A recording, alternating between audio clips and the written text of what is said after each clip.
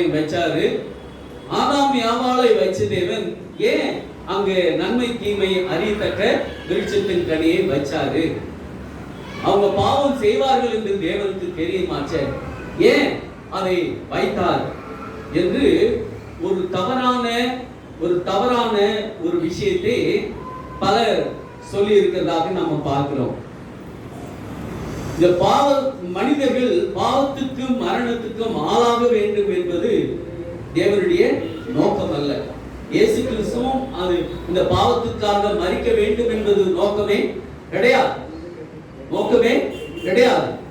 மனிதர்களுக்காக சிலுவையில் மரிப்பதை விட அவர் தன் அன்பின் ஆழத்தை வல்லமையையும் தத்துவமாக அந்த ஏதேன் தோட்டத்திலே வெளிப்படுத்தினார். சில காலமாக அவர்கள் தவறான காரியத்திலே அவர்கள் ஈடுபட்டார்கள். இது ஒரு பயங்கரமான கொஞ்சம் அர்த்தமற்ற ஒரு பேச்சு. சாத்தானே மனிதர்களோ விழ வேண்டும் என்பது தேவனுடைய நோக்கம் கிடையாது. சாத்தானுக்கு பிறகு மனிதர்களும் கலகம் செய்ததால் தான் ஏராளமான தீமையான விளைவுகள் இந்த உலகத்திலே வந்தது. சாத்தானும் கலகம் செய்தான், மனிதர்களும் கலகம் செய்து கொண்டு வருகிறதுனால தான் இந்த உலகம் தீமை இன்னும் அனுபவித்துக் கொண்டே இருக்கிறது. நாம் முதல் பெற்றோர் மட்டுமல்ல, அவர்கள் விழாமல் இருந்திருந்தால் அவர்களுக்குள் நம்முடைய மகிழ்ச்சி பூரணமாய் இருந்திருக்கும்.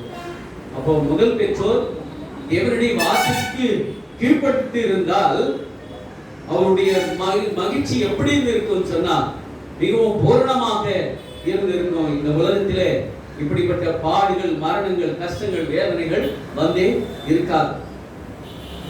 இந்த வாரம் விழுகியால் உண்டான பிரச்சனையும் தேவனுடைய ஆளுகையை விட மனிதனுடைய அரசாட்சியை மனிதன் விரும்பினதை பார்க்கும்போது தம்முடைய மக்கள் தம்மை விட்டு திரும்பி தமக்கு பதிலாக மனித ராஜாக்களை தெரிந்து கொண்டதால் என்ன ஆகும் என்பதை குறித்து தேவன் எச்சரித்து இருக்கிறார். அந்த உண்மைகளை தானியேல் புத்தகம் மிகவும் தெளிவாக வெளிப்படுத்தப்பட்டு இருக்கிறது. அதனால்தான் சொல்றாரு, பாவிகளான பூமியின் ராஜாக்கள் பாவிகளை ஆண்டார்கள். இது ஒரு நல்ல பிணப்பு கிடையாது. ராஜாக்கள் என்ன உத்தமர்கள் கிடையாது, அவர்கள் பரலோகத்தில் விழுந்தவர்களும் கிடையாது. ஆனாலும் அவர்கள் பாவிகளான ஒரு ராஜாக்கள் யார் ஆண்டார்களாம்? பாவிகளாகிய மனுஷனை ஆண்டார்கள். முதலாவது பிரதான கற்பனை என்னவென்று சொன்னால், தேவன் முதலாக படைத்த மனிதனுக்கு எது ஒரு வகுப்பறையாக இருந்ததுன்னு சொன்னா அந்த ஏதேன் தோட்டம் தான். அந்த முதலாக படைக்கப்பட்ட ஆதாமுக்கும் ஏவாளுக்கும் ஒரு வகுப்பறையாக அமைந்திருந்தது. அங்கேதான் தேவன் அவர்களை சந்தித்தார். அவர்கள் என்னெல்லாம் அறிந்து கொள்ள முடியுமோ அதையெல்லாம் தெரிந்து கொள்வதற்கு ஒரு வாய்ப்பு அந்த ஏதேன் தோட்டத்திலே அவர்களுக்கு கிடைத்தது. அந்த பரிசுத்த அந்த தம்பதியார் தேவனிடமிருந்து ஒரு தவறப்பனை போன்ற கவனிப்பை மட்டுமல்ல, அந்த சர்வ சிருஷ்டிகளிடமிருந்து மாணவர்களாக வழிகாட்டலை பெற வேண்டியதாக இருந்தது. அவர்கள் ஒரு பரிசுத்த தகப்பன் தங்களை பாதுகாத்து வழிநடத்துவது போல இல்லாமல் சர்வ சிருஷ்டிகளும் இவர்களின் மூலமாக ஒரு வழிகாட்டுதலை புரிந்து கொள்ள வேண்டும் என்பதற்கு தான் அங்கே அவர்களை சிருஷ்டித்தார். இங்கே நம்ம ஆதியாகமம் 2ஆம் அதிகாரம் 9-17 வசனங்களை வாசிக்கும் போது அவங்களுக்கு ஒரு கட்டளை கொடுத்தார். என்ன கட்டளை? அந்த ஏதேன் தோட்டத்துல நன்மை தீமை அறியத்தக்க விருட்சத்திற்கடியே நீங்க புசிக்க கூடாது அப்படின்னு சொல்றார். நன்மை தீமை அறியத்தக்க விருட்சத்திற்கடியே புசிக்க வேண்டாம் என்று தேவன் கட்டளையிட்டார். ஏதாவது ஒன்றை அறிய அவர்கள் விரும்பினார்கள். இது தேவனால தடை செய்ய முடியாது. அவர்கள் நன்மையும் பெற்றுக்கொள்ள வேண்டுமா, தீமையை பெற்றுக்கொள்ள வேண்டுமா, முடிவு செய்வது யாருடைய கடமையா இருந்தது சொன்னால் அந்த ஆதாம் ஏவாளுடைய கடமையா இருந்தது. சரி, அதை புசித்தான் பார்க்கலாமே அப்படின்னு தீர்மானிச்சாங்க. என்ன தீர்மானிச்சாங்க? அதன் மூலமாக நாம் புதிதாக ஒன்றை அறியலாம் என்று அவர்கள் நினைத்து கொண்டிருந்தார்கள். ஏதாவது ஒரு புதிய காரியங்களை கற்றுக்கொள்ள எல்லாருக்கும் விருப்பம் தானே? எல்லாருக்கும் விருப்பம் தானே? ஏதாவது புதிதாக நம்ம கேட்டுக்கொள்ள வேண்டாம், நம்ம விருப்பப்படுவோம். ஆனால் இங்க அந்த ஏதேன் தோட்டத்திலே ஆண்டவர் சொல்லி இருக்கிறார், நீங்க கனியை புசிக்க கூடாது, தொடக்கூடாதுன்னு சொன்னார். அப்போ அந்த கனியில என்ன விஷயம் இருக்கிறது என்பதை அறிந்து கொள்ள இந்த ஏவாள் உட்பட்டார். அது ஒன்றும் தவறு கிடையாது. ஆனால் தம் மக்கள் அறிவில் தேறியனாக மாறுவதே தேவனுடைய நோக்கமாயிருந்தது. அதே நேரம் சிலவற்றை அறிவதால் உண்டாகும் நீண்ட கால பாடுகளிலிருந்து அவர்களை தப்புவிக்க ஆண்டவர் விரும்பினார். அதனாலதான் அந்த கனியை நீங்க புசிக்க கூடாது, தொடக்கூடாது அப்படின்னு ஆண்டவர் சொன்னார்.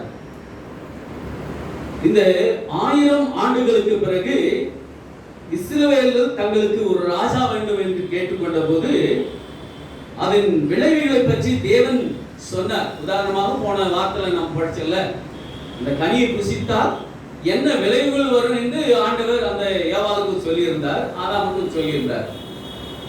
அந்த விளைவுகளை அனுபவிச்சாங்க. அதே போலதான் ராஜாக்கள் தங்களுக்கு ஒரு ராஜா வேண்டும் என்று அவங்க கேட்டுக்கொண்டாங்க.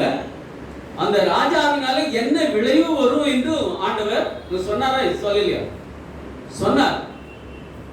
அந்த சாமுவேல் தீர்க்கதரிசியின் மூலமா சொன்னார். ஆனா அதுக்கு ஜனங்கள் செவி கொடுப்பதா இல்லை. அதே போலதான் ஆதாமும் ஏவாளும் அந்த கனியை புசிக்கணும். பிசாசு சொன்னாலும் நீ இதை புசித்தால் தேவர்களை போல, கடவுளை போல நீங்க மாறிடுவீங்க அப்படின்னு சொன்னது நிமித்தமாக ஏதோ ஒன்றை நாம் அறிந்து கொள்ள வேண்டும் என்று விரும்பி தங்களுக்குள்ளாக அவர்கள் பாவத்தை விளைவித்து கொண்டார்கள். இப்போ இங்கே இதுதான் நாம் பார்க்கிறோம். தேவனுடைய உடன்படிக்கையின் மக்கள் கிறிஸ்துவோடு கூட, கடவுளோடு கூட அவர்கள் ஒருமித்து வாழ வேண்டும் என்பதுதான் தேவன் விரும்பினார். ஆனால் உடன்படிக்கையின் மக்கள் தங்களுக்கு ஒரு ராஜா வேண்டும், தாங்கள் தேவனோடு அல்ல ராஜாவோடு நிம்மதியாக வாழ வேண்டும் என்று ஆசைப்பட்டார்கள். ஆனால் அதன் பின்னணி பார்த்தாங்க சொன்னார், மிகவும் மோசமான சூழல் அவர்களுக்கு ஏற்பட்டது. இந்த பின்னணியிலே தான் தானியேல் புத்தகம் 2ஆம் அதிகாரத்தை நாம் ஆராயும் போது, தானியேல் புத்தகம் முழுவதும் ஆராயும் போது ஒரே தேசமாய் இருந்தது பாபிலோன், ஒரே தேசமாய் இருந்தது. பாபிலோனுக்கு பிறகு என்னென்ன தேசங்கள் வரும் அப்படின்னு ஆண்டவர் அங்கு இந்த ராஜாவுக்கு, நேபுகாத் ராஜாவுக்கு ஒரு சொப்பனத்தின் மூலமாக அங்கு கொடுக்கப்பட்டதாக நம்ம வேதத்திலே பார்க்கிறோம். தானியேல் 2ஆம் அதிகாரத்திலே அந்த காரியத்தை நாம் பார்க்கிறோம். ஒரு பெரிய சிலையை பார்க்கிறார். அந்த சிலையில தலை ஒரு பகுதி ஒரு பொன்னால் இருந்தது, அது மார்பும் பொய்மும் வெள்ளியினால் இருந்தது. வயிறு எதனால் இருந்தது? வெண்கலத்தினால் இருந்தது. மற்றும் அதன் கால்கள் எதனால் இருந்தது? இரும்பினால் இருந்தது. அது பாதங்கள் பாதி களிமண்ணும் பாதியும் இரும்புமாக இருந்ததாக அந்த சிலையிலே நம்ம பார்க்கிறோம். எப்போ இவங்க ராஜாவை கேட்டாங்களோ அப்போவே அவங்களுக்கு என்ன ஆச்சு? அநேக பாடுகள் வந்தது. எதனால உங்க ராஜா கேட்டா, ராஜா வந்தா நிம்மதியா நம்ம இருப்போம் அப்படின்னு நினைச்சாங்க.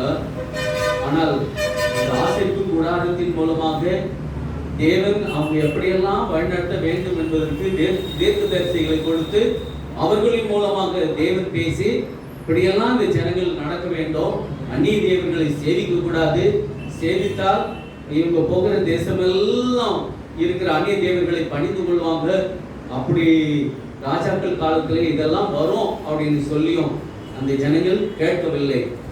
அதன் பிறகு இந்த தானியேல் 2ஆம் அதிகாரத்தில் இந்த அனுபவத்தை அவர்கள் அனுபவிக்க வேண்டியதாக இருந்தது. இங்கே தானியேல் பசும் பொன்னான ஒரு தலையை அங்கே சொப்பனத்திலே பார்த்ததாக தானியேலுக்கு அந்த ராஜா நேபுகத்நேச்சர் ராஜா சொல்வதாக இங்கே பார்க்கிறோம். அந்த சொப்பனத்தை அவர் மறந்து விட்டார். ஆனால் தானியேல் அதை வெளிப்படுத்துகிறதாக நம்ம இங்கே பார்க்கிறோம். இப்போ இங்கே ஒவ்வொரு தலை ஒரு உலோகமா இருந்தது, மார்பும் பொய்மும் ஒரு உலோகமா இருந்தது, வயிறு தொடையும் ஒரு உலோகமா இருந்தது, பாதங்கள் ஒரு உலோகம் மற்றும் களிமண்ணோடு சேர்ந்து இருந்ததாக நாம பார்க்கிறோம். இதெல்லாம் நாம் பார்க்கும்போது இந்த உலகத்தில் ராஜாக்களிடையே நல்ல உறவும் அழுத்தமான விளக்கங்கள் பாபிலோனிய சிறையிருப்பின் போது தானியேல் தீர்க்கதரிசியின் மூலமாக தேவன் கொடுத்திருந்தார். இந்த காரியங்கள் எல்லாம் எப்போ நிறைவேறி கொண்டிருந்ததுன்னு சொன்னா, உலகத்திலே தொழில்நுட்பம் முன்னேறி கொண்டிருந்தது, விஞ்ஞானமும் முன்னேறி கொண்டிருந்தது. 19ஆம் நூற்றாண்டிலே என்ன ஆச்சுன்னு சொன்னா, மனிதர்கள் முன்னேற ஒரு நம்பிக்கை பிறந்தது என்று பேசிக் கொண்டார்களாம். உதாரணமாக 1900 பாரிஸ் கண்காட்சியை இங்க சொல்லலாம். எதிர்காலத்தை குறித்து ஒரு புதிய நம்பிக்கை அந்த காட்சியில அங்கு வைக்கப்பட்டிருந்தது. என்னன்னு சொன்னா, தொழில்நுட்ப ரீதியிலும் விஞ்ஞானத்திலும் நாம் அடைந்துள்ள முன்னேற்றங்கள் மனிதர்களின் மிக மோசமான பிரச்சனைகளை தீர்வு காணும் என்ற ஒரு நம்பிக்கை அவங்களுக்கு கொடுத்தது. விஞ்ஞானம் முன்னேறிச்சு, விஞ்ஞான வளர்ச்சி அந்த 19ஆம் நூற்றாண்டிலே வளர்ந்து கொண்டு இருக்கிறது. அணு ஆயுதங்களை தயாரிச்சாங்க, அதுக்கு வேண்டிய துப்பாக்கி இதெல்லாம் கண்டுபிடிச்சாங்க. அப்போ இதெல்லாம் கண்டுபிடிக்கும் போது நாம எதிரிகளோடு நேருக்கு நேர கத்தியின் மூலமாக சண்டை போட முடியாது. அதுக்கு தேவையான உபகரணங்களை இங்கிருந்தே நம்ம ஒரே இடத்துல இருந்து எல்லாம் செய்யலாம் அப்படின்னு ஒரு தீர்மானம் இருந்ததுனால, தொழில்நுட்ப வளர்ச்சி இருந்ததுனால இனி மனிதர்களுக்கு எந்தவித சேதமும் வராது என்று ஒரு நம்பிக்கை இருந்தது. ஆனால் முதலாம் உலகப் போர்ல என்ன நடந்ததுன்னு சொன்னா, அது 20ஆம் நூற்றாண்டின் முடிவில் கிட்டத்தட்ட 2 கோடிக்கு அதிகமான மக்கள் செத்து போனாங்க. என்னன்னு சொன்னா, மனிதன் கண்டுபிடிச்சான். என்ன கண்டுபிடிச்சான்? குண்டுகளை கண்டுபிடிச்சான், பாம்பை கண்டுபிடிச்சான், துப்பாக்கி கண்டுபிடிச்சான். இதன் மூலமாக முதல் உலகப் போரிலே ஏராளமான கிட்டத்தட்ட 2 கோடி ஜனங்கன்னு சொன்னா அவ்வளவு பேரு மடிச்சு போயிட்டாங்க. தொழில்நுட்பம் வளர்ந்திருக்கலாம். ஒரு எல்லையிலிருந்து இன்னொரு எல்லைக்கு அடிக்கணும்னு சொன்னா அவன் எல்லையில போய் அடிக்க வேண்டிய அவசியம் கிடையாது. 1000 கிலோமீட்டர், 6000 கிலோமீட்டர், 5000 கிலோமீட்டர் தூரம் கூட தாங்கக்கூடிய இப்போ பெரிய சக்தி வாய்ந்த ஏவுகணை எல்லாம் எல்லா நாடுகளும் தயார் பண்ணி வச்சிருக்கு. நம்ம இந்தியா கூட 5000 கிலோமீட்டருக்கு அண்ணாண்ட போய் தாக்கக்கூடிய இந்த ஏவுகணையும் தயார் பண்ணி வச்சிருக்கு. நாம முக்கிய போக தேவை, ஒரே இடத்துல இருந்து பட்டன் ஆடுனா எங்க போய் விடணுமோ அங்க விடும். எல்லாம் நினைச்சிருந்தாங்க இந்த தொழில்நுட்பம் விஞ்ஞானம் வளர்ச்சியினாலே மனிதர்களுக்கு நன்மை கிடைக்கும் அப்படின்னு நினைச்சிருந்தாங்க. சில வகையில நன்மை தான், ஆனால் பல வகையில அது மனிதனுக்கு தீமையாய் இருந்தது. அதுதான் மார்ட்டின் லூதர் கிங் ஜூனியர் என்ன சொல்லி இருக்கிறான்னு சொன்னா, நம்மிடம் குறிப்பாத்து தாக்கும் ஏவுகணைகள் இருக்கிறது, ஆனால் குறி தவறிய மனிதர்கள் இருக்கிறார்கள். குறிப்பாத்து அடிக்க ஏவுகணைகள் நம்மிடத்தில் இருக்கிறது, ஆனால் குறி தவறிய மனிதர்கள் நம்மிடத்தில் ஏராளமாக இருக்கிறார்கள் என்று சொல்லி இருக்கிறார்கள். இப்போ இங்க பொண்ணை காட்டிலும் வெள்ளி மதிப்பு குறைவு தானே. பொன்னை காட்டிலும் வெள்ளி மதிப்பு குறைவு. தங்கம், அதாவது தங்கத்தை காட்டிலும் வெள்ளி மிகவும் மதிப்பு குறைந்தது. அப்போ ஒவ்வொரு ராஜ்யங்களே இந்த தானியேல் சொல்லும் போது கூட, அந்த நேபுகாத்நேச்சருக்கு சொல்லும் போது கூட, நீ உம்முடைய ராஜ்யம் பொன்னை போல ராஜ்யமாக இருக்கிறது, உமக்கு அடுத்து வருகிற ராஜ்யம் அது போல இருக்காது அப்படின்னு சொல்லி அதுக்கு வெள்ளியை காட்டுகிறார். அதாவது மிக குறைவு, அதாவது அந்த மதிப்பு பொன்னை காட்டிலும் மிக குறைவு மதிப்புடையதான் இந்த வெள்ளி. அப்போ உண்மை காட்டிலும் மிகவும் குறைவான வலிமையோடு வருமா அப்படின்னு. அதன் பிறகு வெண்கலமான ஒரு ராஜ்யம் வரும், அதன் பிறகு இரும்புமான ஒரு ராஜ்யம் வரும் என்று சொல்லப்பட்டு இருக்கிறது.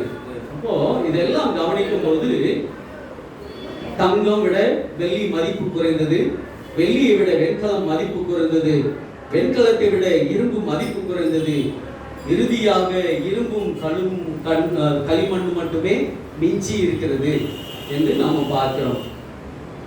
இப்போ இந்த விஞ்ஞான முன்னேற்றை குறித்து சார்லஸ் டார்வின், கார்ல் மார்க்ஸ் போன்ற 19ஆம் நூற்றாண்டில் மேதைகளாக இருந்தார்கள்.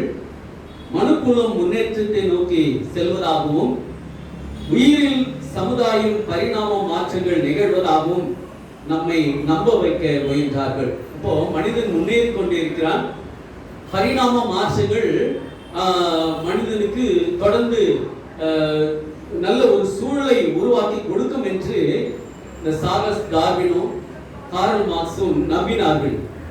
ஆனால் இந்த உலகத்தின் ஆட்சி முறைகள் பார்க்கும்போது எதிர்காலத்தை சமாதானமாக பாதுகாப்பாகவும் செழிப்பாகவும் நிறைந்ததாக யாராலுமே நம்ப முடியாது. எதிர்காலத்தில் நம்ம சந்தோஷமா இருக்கலாம், பாதுகாப்பாக இருக்கலாம் என்று நம்ப முடியும்னு நம்பவே முடியாது.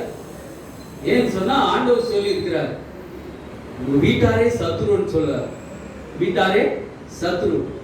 ஒரு தேசத்துக்கு விரோதமாக ஒரு தேசம் சண்டையிடும். இப்படி தாய் தகப்பன் மேல கோபப்படுவான், தகப்பன் பிள்ளைகளின் மேல கோபப்படுவான், பிள்ளைகள் தகப்பன் மேல கோபப்படுவான். இப்படின்னா இந்த உலகமானது சூழ்ந்து கொண்டே இருக்கிறது. எங்கே பார்த்தாலும் சமாதானம் இல்லை, சமாதானம் எங்குமே இல்லை, சண்டைகள் தான், சச்சரவுகள் தான் எங்க பார்த்தாலும் நடந்து கொண்டே இருக்கிறது. அப்போ இதற்கெல்லாம் முடிவு எப்ப கிடைக்கும் சொன்னால் கடைசி காலத்துல கிடைக்கும். இந்த தானியேல் 2ஆம் அதிகாரத்தை பார்த்தோம். தானியேல் 7ஆம் அதிகாரத்திலும் கூட நாம் பார்க்க போகிறது. பாபிலோன் ராஜாவாகிய பெல்சாசார் ஆண்ட 1ஆம் வருஷத்திலே தானியேலுக்கு ஒரு சொப்பனம் கிடைத்தது. அப்போ அங்க நேபுகாத்நேச்சருக்கு ஒரு சொப்பனம் கிடைத்தது. அதன் பிறகு பாபிலோனின் நேபுகாத்நேச்சருக்கு பிறகு பாபிலோனின் ராஜாவாகிய பெல்சாசார் ஆண்ட 1ஆம் வருஷத்திலே தானியேலுக்கு ஒரு சொப்பனம் அங்கே வெளிப்பட்டதாக நாம பார்க்கிறோம். இப்போ அந்த ராதர்சனத்திலே அவனுக்கு காணப்பட்டது என்னன்னு சொன்னால், முதலாவது பாபிலோனின் ராஜாவுக்கு காட்டப்பட்டது. அதன் பிறகு 7ஆம் அதிகாரத்தில் தரிசனம் தேவனுடைய உடன்படிக்கையின் மகனாக இருந்த ஒரு தீர்க்கதரிசியாகி தானியேலுக்கு காட்டப்பட்டது. அங்க தானியேலுக்கு நேபுகாத்நேச்சருக்கு என்ன தரிசனம் காட்டப்பட்டதோ அங்கே உலோகங்களை வைத்து தரிசனம் அங்கே அந்த நேபுகாத்நேச்சருக்கு காட்டப்பட்டது. இங்க ஒரு மிருகங்களை வைத்து அங்கே காட்டப்பட்டதாக நாம் இங்கே பார்க்கிறோம்.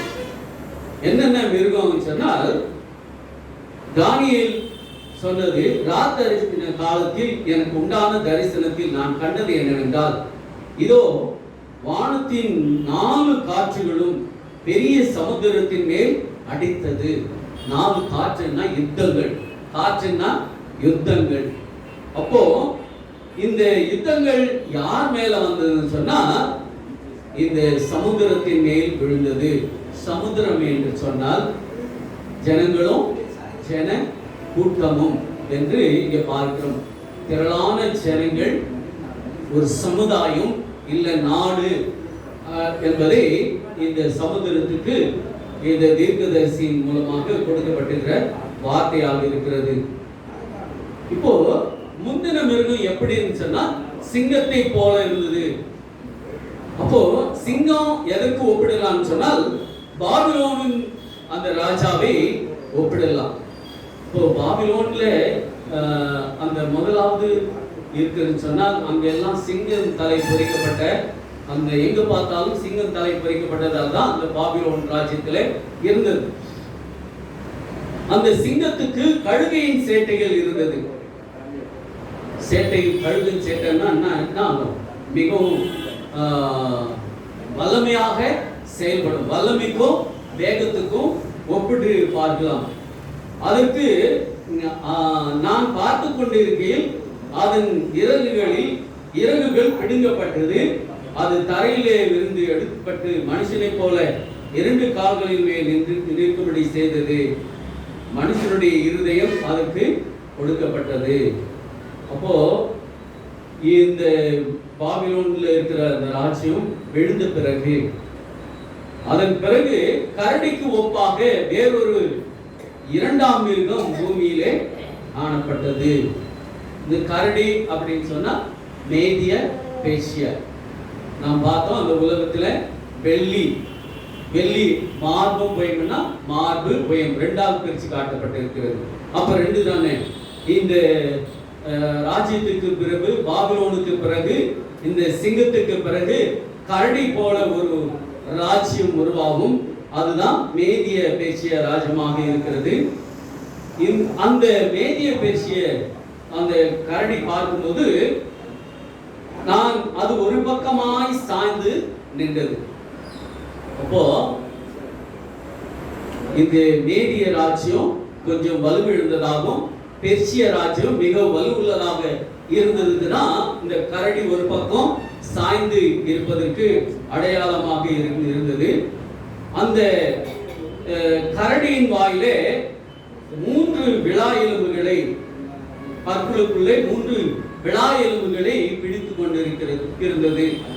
அது என்ன சொன்னா 3 ராஜ்யங்களை அந்த மேதிய பேர்சியா அழித்து போட்டது. ஒன்று பாபிலோன், 2வது எகிப்து, 3வது லிதியா.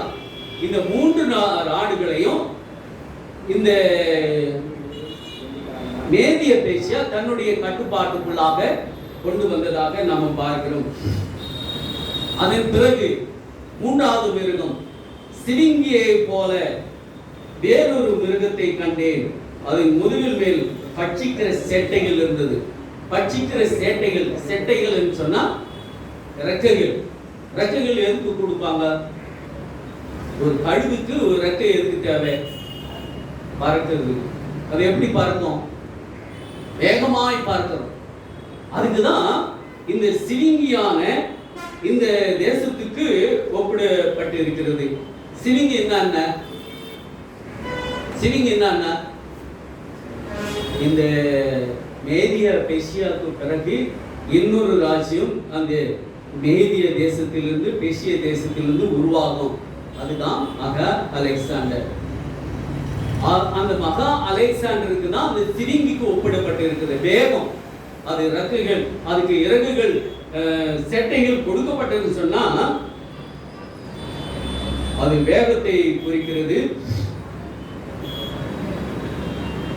இந்த வேகமானது அது எல்லா இடத்திலும் போயிட்டு அரசாளக்கூடிய வல்லமை இருந்ததாக இங்க பார்க்கிறோம். அதுக்கு 4 தலைகள் இருந்தது. 4 தலைகள் சொன்னா 4 அங்க வல்லமையுள்ள தளபதிகள் அந்த மகா அலெக்சாண்டருக்கு இருந்தாங்க. 4 தளபதிகள்.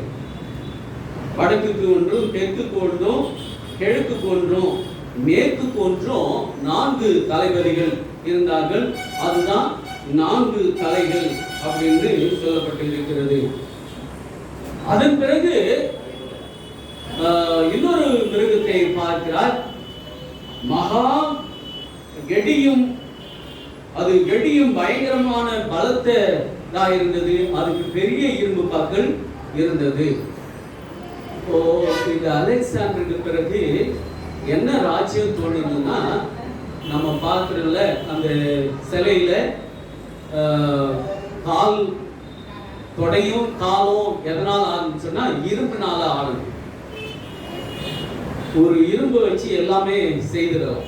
ஒரு இரும்பு, ஒரு வெற்றுமை, ஒரு இரும்பு வெற்றுமை எல்லாத்தையும் வெட்டும். அது பொன்னியை வெட்டும், அது மரத்தையும் வெட்டும், எல்லா உலோகங்களையும் இரும்பு வெட்டும். அப்போ இரும்புக்கு தான் வல்லமை அதிகம், வல்லமை அதிகம். அப்படியாக தான் இந்த நேபுகாத்நேச்சருக்கு பிறகு மேதிய பெர்சியா வந்தது. மேதியா பெர்சியாவுக்கு பிறகு இந்த கிரேக்க ராஜ்யம் வந்தது. கிரேக்க ராஜ்யத்துக்கு பிறகு ரோம ராஜ்யம் வந்தது. ரோம ராஜ்யம் வந்தது. அதுதான் அந்த 7ஆம் அதிகாரத்துல தானியேல் பார்க்கிறார். இந்த 7ஆம் அதிகாரத்துல தானியேல் பார்க்கும்போது அந்த ரோம ராஜ்யம் எப்படி இருக்கும் அப்படின்னு சொன்னால், அதுக்கு இரும்பு பற்கள் இருந்தது. சாதாரண பல்லு இருந்தா உடைச்சிடலாம், ஆனா இரும்பு பற்கள் எல்லாத்தையும் நொறுக்கி போயிடும். ஒரு எப்பேற்பட்ட இரும்பா இருந்தாலும், கடினமாக இரும்பா இருந்தாலும் அதை கரைக்கக்கூடியது ஒரு இரும்பா தாங்க இருக்கும். அதை கரைக்கக்கூடியது ஒரு இரும்பா தாங்க இருக்கும். என்னன்னா நம்ம சூடு பண்ணி அந்த இரும்பை மிகவும் மிகவும் வல்லமையாக மாற்றினாலும் அந்த இரும்பை கரைக்கக்கூடியதுக்கும் ஒரு இரும்பு தேவைப்படுவதாக இருக்கிறது. இப்படிதான் இரும்பு எல்லாவற்றையும் நொறுக்கப்பட்டதுன்னு சொன்னா, இந்த ரோம ராஜ்யம் மிகவும் பலமாக இருந்தது. அது எதுல இருந்ததுன்னா கிறிஸ்துவுக்கு முன்பாக இருந்தது. கிறிஸ்துவுக்கு பின்பாக வல்லமை இன்னும் அதிகமாக இருந்தது. இயேசு கிறிஸ்துவை சிலுவையில் அறையும் போது கூட இந்த ரோம ராஜ்யம் தான் இருந்தது. சரி, இந்த ரோம ராஜ்யத்துக்குள்ளாக அதுக்கு பிறகு நம்ம பாதி களிமண்ணும் பாதி எறும்பும் பார்க்கறதுல, இந்த ரோம ராஜ்யத்துக்கு பிறகு ரோம சக்கரத்துவைகள் எல்லாம் ஒன்றா சேர்ந்து என்ன பண்ணிட்டாங்க, 10 இந்த ஐரோப்பா 10 தேசமாக பிரிஞ்சு போச்சு. நம்ம விரல்ல பார்க்கறதுல அந்த 10 விரல்ல அந்த ஐரோப்பா 10 தேசமாக பிரிஞ்சு போச்சு. அதுதான் அதுல அந்த 10 தேசத்திலிருந்து ஒரு சின்ன கொம்பு முளைக்கிறதாக நாம பார்க்கிறோம். அப்போ இங்க சொல்றாரு, அந்த கொம்புகளை நான் கவனித்து இருக்கையில் இதோ அவர்களுக்கு இடையே வேறொரு சின்ன கொம்பு முளைத்தது. ரோம ராஜ்யத்துக்கு பிறகு ஐரோப்பா 10 தேசமாக பிரிஞ்சது. 10 தேசங்களிலிருந்து சின்ன கொம்பு எழும்பினது. அப்போ அந்த சின்ன கொம்புடைய ஆட்சி எப்படி இருக்கும் சொன்னா, பெருமையான பேசும், பெருமையாக பேசுகிற நாமம் அதுக்கு இருக்கும்.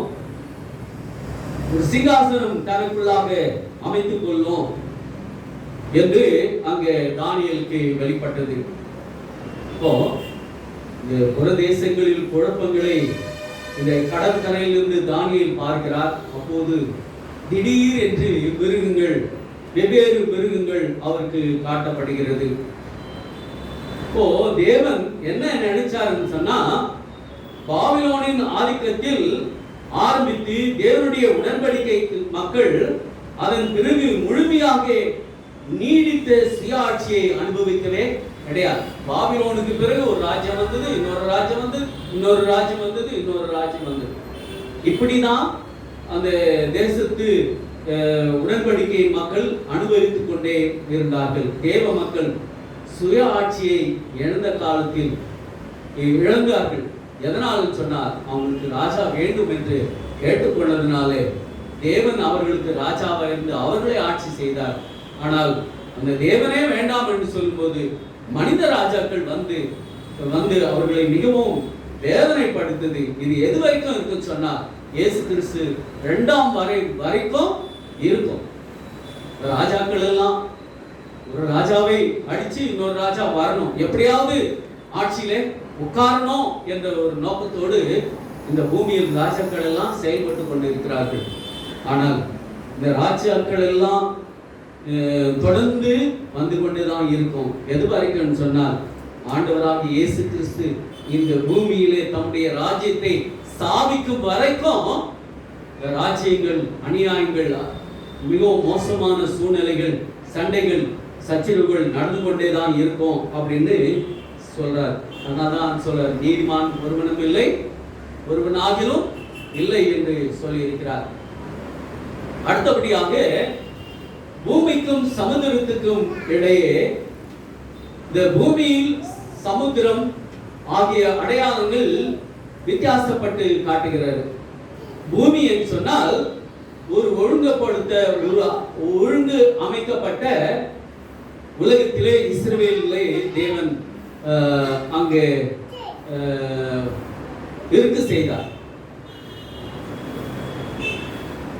இப்போ வேதத்திலே பூமி என்று சொன்னால் ஒரு ஒருங்கமைக்கப்பட்ட உலகத்திலே இஸ்ரவேல் தேசத்திலே அவங்க ஒன்றாக இருக்க வேண்டும், நிம்மதியாக இருக்க வேண்டும் என்று தேவன் அங்கு விரும்பினார். சமுத்திரம் அப்படின்னு சொன்னால் பூமியிலே ராஜ்யங்கள் தோன்றுவதை இங்க பார்க்கிறோம். பூமி சமுத்திரம் என்ற அடையாளங்கள் அடுத்தடுத்து வரப்போகிற, அதாவது பூமி என்றால் ஒரு ஒருங்கமைக்கப்பட்ட உலகத்தில் அல்லது இஸ்ரவேல் தேசத்தை சுட்டி காட்டுகிறது பூமி. அதே போல சமுத்திரம் என்பது நிலத்தை அச்சுறுத்துகிற கடல் கலை போல இஸ்ரவேலை அச்சுறுத்தும் புறஜாதிகள் தேசத்தை அங்கே சுட்டி காட்டுகிறது. பூமி என்பது தேவனுடைய அரசாங்கத்துக்கு அடையாளமாக ஒரு நிலையான இடத்தை சுட்டி காட்டுகிறதாக இருந்தது. சமுத்திரம் என்பது மனிதர்கள் அகந்தையால் ஸ்தாபிக்கப்பட்ட நிலையற்ற அமலில் இருந்த தேசங்களை சுட்டி காட்டுகிறது. 12ஆம் அதிகாரத்துல நாம் பார்த்தோம் என்று சொன்னால், இந்த பூமியானது அந்த ஸ்திரீயை வெள்ளம் கொண்டு போகும்படி அதற்கு கொடுக்கப்பட்டது என்று வெளிப்படுத்தல் 12ஆம் அதிகாரத்துல அதை குறித்து பார்க்கிறோம். இங்கே 15-16 வசனத்துல, வெளிப்படுத்தல் 15-16 வசனத்துல, அப்பொழுது அந்த ஸ்திரீயை வெள்ளம் கொண்டு போகும்படி பாம்பானது தன் வாயிலிருந்து ஒரு நதி போன்ற வெள்ளத்தை அவளுக்கு பின்னாக ஊற்றினது. பூமியானது ஸ்திரீக்கு உதவியாக தன் வாயை திறந்து தன் வாயிலிருந்த ஊற்றின வெள்ளத்தை தேங்கினது. வலு சர்ப்பமானது சிறியை, அதாவது சபையை உபதிரவப்படுத்த நீங்க தண்ணீரை பயன்படுத்துகிறார். ஊற்றுதல் என்று சொன்னால், தண்ணீரை ஊற்றுவது அப்படின்னு சொன்னால், இங்க தண்ணீர் என்பது உலக அரசுகளையும் அங்கே காணப்படுகிற அமளிகள் மற்றும் குழப்பங்களையும் சுட்டி காட்டுகிறது. சாத்தான் சபை வரலாறு முழுவதும் தேவனுடைய மக்களை உபதிரவப்படுத்துவதற்கு தலைவர்கள் தூண்டப்பட்ட பெரும் திரளான மக்களை இது பயன்படுத்தப்பட்டு இருக்கிறது. என்ன இந்த பிசாசானவன் இந்த ஸ்திரீயின் வாயிலை ஊற்றுன்னு சொன்னா, தவறான மத கோட்பாடுகளை அந்த ஸ்திரீயினிடத்துல, ஸ்திரீன்னா சபை, அந்த சபையினிடத்துல தவறான கோட்பாடுகளை இந்த பிசாசானவன் வைத்து விட்டான் என்று நாம பார்க்கிறோம். அடுத்தபடியாக 13ஆம் அதிகாரத்துல கடற்கரை மணலின் மேல், அதாவது கடற்கரை மணல் மேல் நின்றேன், அப்பொழுது சமுத்திரத்திலிருந்து ஒரு மிருகம் எழுப்பினதை கண்டேன். அதற்கு 7 தலைகளும் 10 கொம்புகள் இருந்தன. அது கொம்புகளில் 10 முடிகள் இருந்தன. தலைகளின் மேல் துர்ஷனமான நாமம் அதுக்கு எழுதப்பட்டு இருந்ததாக இங்கு பார்க்கிறோம். பூமி சமுத்திரம் பற்றி நாம் சொன்ன கருத்துக்கள் சரி என்றால், அமெரிக்கா குடியரசு ஸ்தாபிக்கப்பட்டது பற்றி இதிலிருந்து நாம் என்ன புரிந்து கொள்ள முடியும் அப்படின்னு சொன்னா, ஐநா சபை எதுக்கு உருவாச்சு?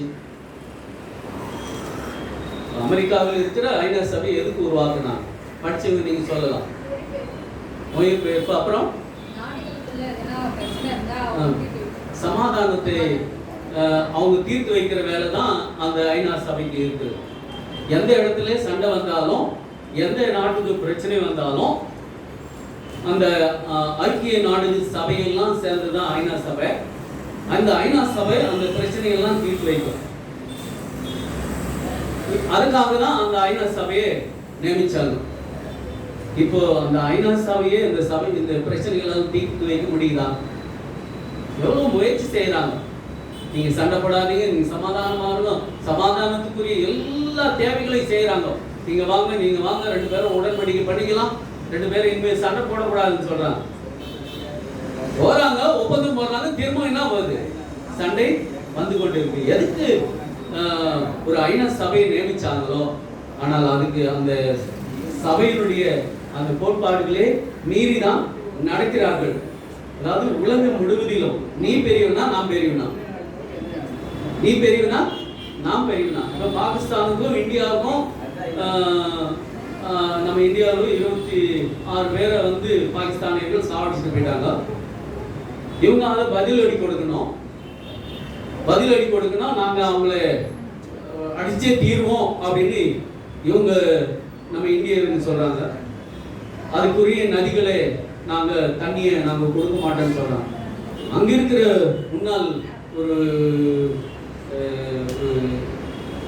எம்பி சொல்றாரு, நீங்க தண்ணியை எங்களுடைய பாகிஸ்தானுக்கு கொடுக்கலன்னு சொன்னார் இந்தியர்களின் ரத்தம் அந்த ஆறுல ஓடும், இந்திய ரத்தம் அந்த ஆறுகளிலே ஓடும் அப்படின்னு. இதனால பெரிய பிரச்சனை வந்தது. அந்த மினிஸ்டர்களுக்குள்ள சில தளபதியை ஓடிட்டாரு. மினிஸ்டர்களுக்கு ஒரு பெரிய பிரச்சனை. என்னன்னா இவ்வளவு பெரிய பிரச்சனை, இந்தியாவில் இருக்கிற தலைவர்களும் ஒவ்வொருத்தரும் ஒரு ஸ்டேட்மெண்ட் கொடுத்துருக்கிறாங்க. ஆனா உலக தலைவர்கள் சொன்னாங்க, நீங்க பேச்சுவார்த்தை நடத்துங்க, சண்டை போடக்கூடாது, நீங்க பேச்சுவார்த்தை நடத்துங்க, சமாதானமா இருங்க அப்படின்னு சொல்லப்பட்டது.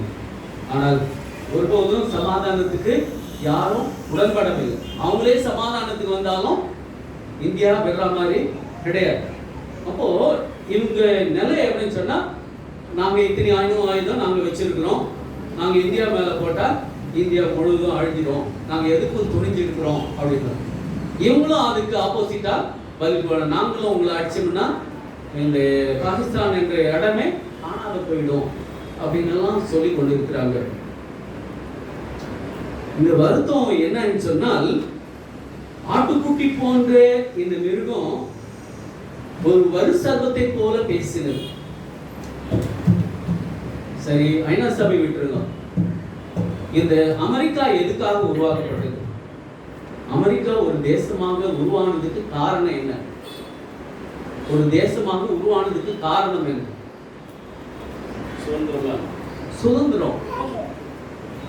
சுதந்திரமா இருக்கணும், சமாதானமா இருக்கணும். எந்த நாடுகள் எல்லாம் சண்டை போடுறாங்களோ அவங்களை அழிச்சு சமாதானம் பண்ணி வைக்கிற வேலை தான் அந்த அமெரிக்காவுக்கு இருந்தது. அப்போ அந்த அமெரிக்கா எதுக்காக கட்டமைக்கப்பட்டதுன்னு சொன்னா, எல்லா தேசங்களையும் ஒன்றுபடுத்தி சமாதானப்படுத்துகிற வேலை தான் இந்த அமெரிக்கா உருவாக்குச்சு. அதனாலதான் அந்த அமெரிக்கா அந்த எதுக்காக உருவாக்கப்பட்டதோ அதை இழந்த போதுதான் இந்த ஐநா சபையை அங்க உருவாக்குது. ஆனா இந்த அமெரிக்காவே என்ன பண்ணுதுன்னு சொன்னா, தான் தயாரித்து வைத்திருக்கிற ஆயுதங்களை என்ன விற்பனை கூடமாக மாத்திடுச்சு.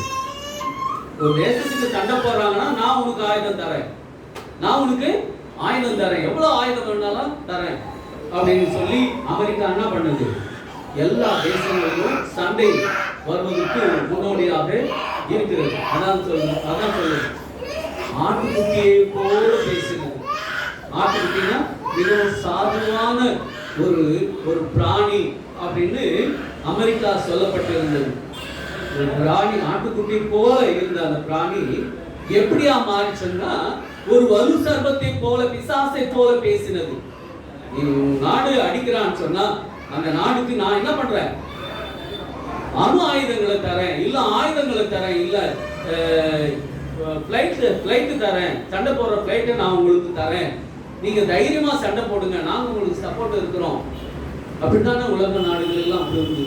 இப்போ 3ஆம் உலக போருக்காக சும்மானா எது கட்டாலும் 3ஆம் உலக போர், அப்போ என்ன நாடுகள் எல்லாம் தெரிஞ்சு போயிடும். இப்போ அவங்க தயாரித்து வைத்திருக்கிற அந்த ஆயுதங்கள் எல்லாம் எங்க பயன்படுத்தப்படும், மனுஷர்களை ஒழிப்பதற்காக பயன்படுத்தப்படும். அப்போ இந்த அமெரிக்கா ஒரு மத ரீதியாக இருந்த ஒரு அமெரிக்கா என்ன ஆச்சுன்னு சொன்னா, ஒரு அரச வல்லமையும் மத வல்லமையும் கொண்டதாக அது மாறிவிட்டது. தேவன் அரசாளுவதற்கு பதிலாக மனிதர்கள் அரசால தீர்மானித்ததால் என்ன நடக்கும் என்பதை இது மற்றொரு உதாரணமாக இருக்கிறது. இது 17ஆம் 18ஆம் நூற்றாண்டுகளிலே மத சுதந்திரத்தை தேடி ஓடினவர்கள் போய் சேர்ந்த புதிய உலகம்தான் அந்த புதிய சபையாக மாறினதுனா இந்த மத ரீதியான இடமாக அமைந்தது. அந்த இயக்கத்துக்கு பின்பு வெளிப்படுத்தல் 10ஆம் அதிகாரம் 11 வசனங்களை நாம் பார்க்கும்போது சமாதானம் இல்லை, ஒரு பிரச்சனைகள் உருவாகி இந்த பூமியிலே சூழல் வேறுபடும் போதுதான் இந்த வெளிப்படுத்தல் 10ஆம் அதிகாரத்தில் இந்த ஒரு தரிசனத்தை அங்கே கொடுக்கப்பட்டு இருக்கிறது. என்ன அப்படின்னு சொன்னால், திறக்கப்பட்ட ஒரு புஸ்தகத்தை தானியேலில் என்ன இந்த புத்தகத்தை நீ மூடி முதிரை போடு, இது இந்த காலத்துக்குரியது இல்லை, இது கடைசி காலத்துக்குரியது என்று தானியேல் புத்தகம் ஒரு மூடப்பட்ட புத்தகமாக இருந்தது. இப்போ அதே புத்தகம் இங்கே திறக்கப்படுகிறதாக வெளிப்படுத்தல் புத்தகத்திலே 2ஆம் அதிகாரத்திலே பார்க்கிறோம். அப்போ சமுத்திரத்தின் மேலும் தன் இடது பாதத்தையும் பூமியின் மேல் வைத்தது, தன் வலது பாதத்தை சமுத்திரத்தின் மேலும் தன் இடது பாதத்தை பூமியின் மேலும் வைத்தது என்று நாம் அங்கு பார்க்கிறோம். அதன் பிறகு சமுத்திரம், பூமி, ஜாதி, சமுத்திரம் போன்றவைகள் எல்லாம் இங்கே நாம பார்க்கிறோம். இந்த வெளிப்படுத்தல் 14ஆம் அதிகாரத்தில் இந்த 3 தூதருடைய தூதை நாம பார்க்கிறோம். அந்த 3 தூதருடைய தூது அப்படின்னு சொன்னா மிக விரைவான ஒரு தூதாக இருந்தது, மிகவும் அவசரமான தூதாக இருந்தது. என்னன்னு சொன்னா, சகல ஜாதிகளுக்கும் சகல கோத்திரத்தாருக்கும் நித்திய சுவிசேஷத்தை அறிவிக்க வேண்டும் என்பதுதான் அந்த தூதருடைய நோக்கமாக இருந்தது. அதே போல வெளிப்படுத்தல் 18ஆம் அதிகாரம் என்ன நோக்கம் சொன்னால், அதே நோக்கம்தான். இவைகளுக்கு பின்பு வேறொரு தூதன் மிகுந்த அதிகாரமுடையவனாக இருந்து வானத்திலிருந்து இறங்கி கண்டேன். அவனுடைய மகிமையால் பூமி பிரகாசித்தது. அவன் பலத்த சத்தமிட்டு மகா பாபிலோன் விழுந்தது. இங்கே பலத்த சத்தம். 14ஆம் அதிகாரத்துல மிகுந்த சத்தமிட்டு நாம பார்க்கிறோம். 18ஆம் அதிகாரத்துல பலத்த சத்தம் உடைய ஒரு தூதனை குறித்து பார்க்கிறோம். இவர்கள் எல்லாம் இவனுடைய நோக்கம் என்னன்னு சொன்னா, அநேக ஜாதிகளுக்கு, பாஷைக்காரருக்கு, ராஜாக்களுக்கு என்ன பண்ணணுமா, நித்திய சுவிசேஷத்தை அறிவிப்பதுதான் அதனுடைய நோக்கமாக இருந்தது. அதன் பிறகு இங்கே 10ஆம் அதிகாரத்துல பார்க்கிறாரு, இதோ நான் தூதனிடத்தில் போய் அந்த சிறு புத்தகத்தை எனக்கு தரும்படி தாரும் என்று அதற்கு அவன், நீ அதை வாங்கி புசி, அது உன் வயிற்றுக்கு கசப்பாய் இருக்கும், ஆகிலும் உன் வாய்க்கு அது தேனை போல மதுரமாய் இருக்கும் அப்படின்னு சொல்றார். எந்த புஸ்தகம்? இந்த தானியேல் புஸ்தகம் 2300 ராப்பகல் வரைக்கும் இருக்கும். பரிசுத்த ஸ்தலம் சுத்திகரிக்கப்படும் என்ற காரியத்தை